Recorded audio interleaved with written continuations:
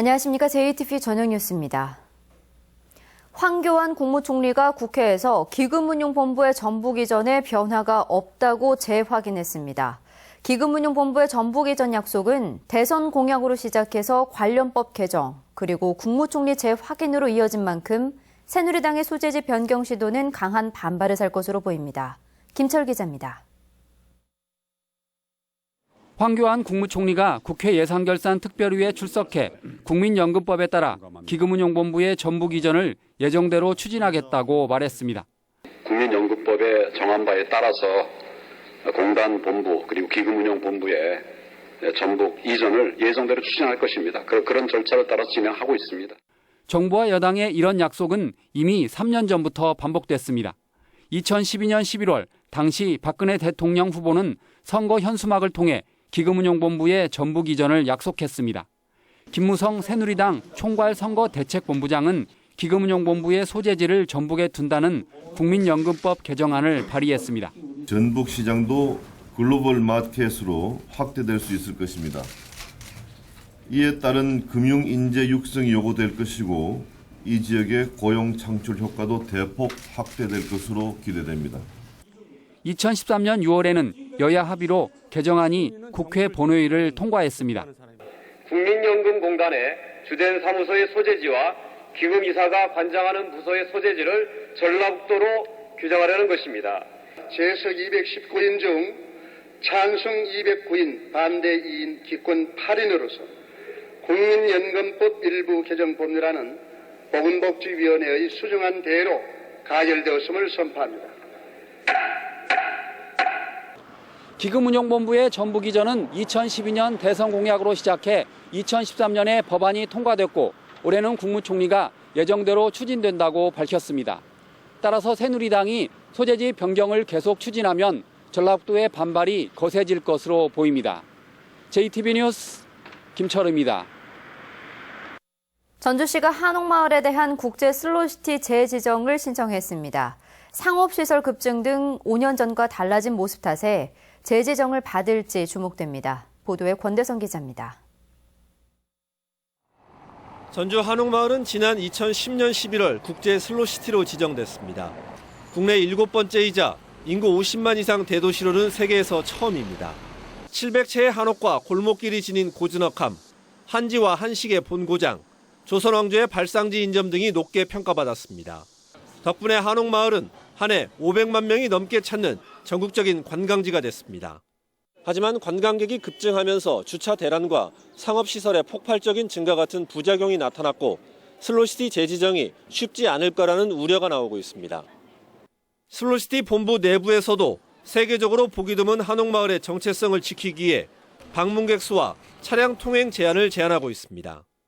어차피 사람 많이 오느니 딱 코타라자. 그러면 사람들이 더 가려고 한다고 말이죠. 평일에도 차량은 사람들이 걸었으면 들어가. 이렇게 좀 신성시화했으면 돼요. 전주시는 금연구역 지정과 휴일 차량 통제, 상업시설 확산을 막는 지구단위 계획 등의 노력을 담아 재지정 신청서를 냈습니다. 김승수 시장은 이탈리아의 국제 슬로시티 본부도 찾아 주민 스스로의 활동을 강조하며 재지정 활동을 펼칠 예정입니다. 민간이 자발적인 참여한 게 굉장히 중요하거든요. 그래서 한옥마을의 주민들의 안내소라든가 한옥마을 서포터스 구성해가지고 그분들이 자체적인 행사들을 많이 했습니다. 슬로시티는 5년마다 재지정 심사를 받는데 전남 장흥과 신안은 2년 전 상업화 등을 이유로 탈락하거나 보류되기도 했습니다. 한옥마을의 슬로시티 재지정 여부는 내년 3, 4월에 판가름 납니다. JTBC 뉴스 권대성입니다. 고창의 어민들이 지난해 수협을 통해 구입한 바지락 종자가 불량이라며 반발하고 있습니다. 수확기를 맞았지만 제대로 자라지 않았기 때문인데요. 어민들이 집단 행동을 준비하고 있습니다. 정원익 기자입니다. 지난해 11월 바다에 뿌린 바지락입니다. 한창 수확할 때지만 거의 자라지 못한 것들이 대부분입니다. 상품성을 갖춘 바지락의 3분의 1 크기에 그쳤습니다. 어민들은 수협에서 구입한 바지락 종자가 불량이라고 주장합니다. 시험을 믿어야지 우리가 누구를 믿겠어. 장사꾼보다도 시험을 믿어야지. 근데 장사꾼들이 갖다 준 놈이 이렇게 커서 그래도 나갔는데 수협서 갖다 준 놈이 보다시피 이렇게 생겼어요. 고창 곰소만의 20여 가구는 지난해 수협이 중국에서 들여온 바지락 종자 2천여 톤을 구입했습니다. 그런데 절반이 넘는 어민들이 비슷한 피해를 호소하고 있습니다. 어민들은 곰소만에 맞지 않는 곳의 종자가 섞여 들어온 것으로 보고 있습니다. 단동이나 대련 이쪽 종패를 저희가 항상 공급을 요청하는데 작년 듣기로는 아마 그 외 지역에서 이렇게 공급을 한 것 같습니다. 이미 지난 7월부터 문제가 나타났지만 수협은 별다른 대책을 내놓지 않고 있습니다.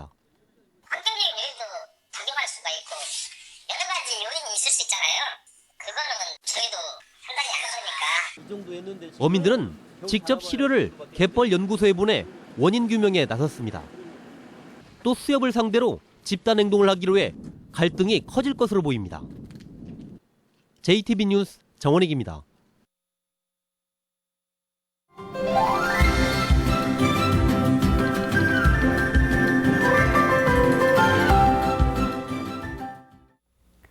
늦가을이 되면서 일교차 큰 날씨가 이어지고 있습니다. 아침 기온까지 뚝 떨어진 요즘은 심장 질환을 더욱 조심해야 합니다. 건강한 생활 송창용 기자입니다.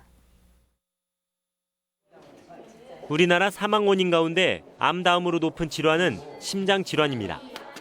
고혈압과 당뇨병, 흡연, 운동 부족 등이 심장 질환의 주요 원인입니다. 이들 요인이 동맥경화를 만들고 동맥경화는 다시 협심증과 심근경색증 같은 심장 질환으로 이어집니다. 동맥경화의 아주 중요한 4대 인자라고 하면 고지혈증, 고혈압, 그리고 당뇨병, 흡연을 그 4대 위험 인자라고 얘기를 하는데 중요한 인자이긴 하지만 조절할 수 있는 인자라는 그 공통적인 특성들을 가지고 있습니다. 갑자기 기온이 떨어지는 요즘 같은 환절기는 더욱 위험한 시기입니다. 추위에 노출되면 혈관이 오그라들면서 병이 발생할 가능성이 높아집니다. 지난해의 경우 9월보다 10월에 심내혈관 질환 사망자가 15%나 늘었습니다. 심장 질환을 예방하기 위해선 체중 조절과 금연, 절주, 운동 등 생활요법이 기본입니다. 가족력이 있거나 고혈압과 당뇨병 등이 있는 만성 질환자는 1년에 한 번 이상 정기적으로 검진을 받아야 합니다. 치료 방법은 관상동맥 질환은 아까 말한 동맥경화 생기는 위험 인자를 잘 조절하는 것이 첫 번째고요. 그 다음에는 그 생활 습관뿐 플러스 약물 치료로 아까 그런 것들을 조절하는데 이제 이런 일반적인 치료를 넘어서 이제 시술이 필요한 경우가 있습니다. 심장 질환으로 치료를 받았다면 걷기와 조깅 등 가벼운 운동을 지속적으로 하고 고기를 줄이고 싱겁게 먹는 게 좋습니다. JTB 뉴스 송창용입니다. 전라북도가 한국소리문화전당을 민간 위탁할 운영자를 공개 모집합니다. 전라북도는 내년부터 3년 동안 운영할 위탁기관을 공개 모집한다며 문화예술과 관련이 있는 법인이나 단체는 오는 13일부터 19일까지 신청서를 내면 된다고 밝혔습니다. 지난 2003년 이후 13년 동안 소리문화전당을 위탁해온 예원예술대는 내년부터 민간 위탁에 참여하지 않기로 했습니다. 군산경찰서는 장난삼아 초등학교 창고에 불을 지르고 달아난 혐의로 고등학생 17살 김모 군을 불구속 입건했습니다.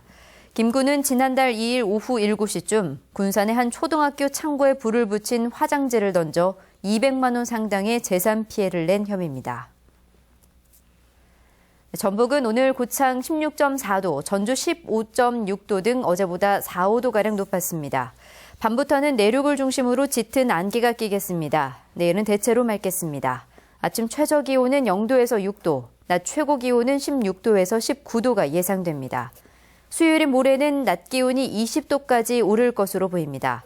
전주기상지청은 당분간 막다가 이번 토요일과 일요일 사이에 비가 올 것으로 내다봤습니다.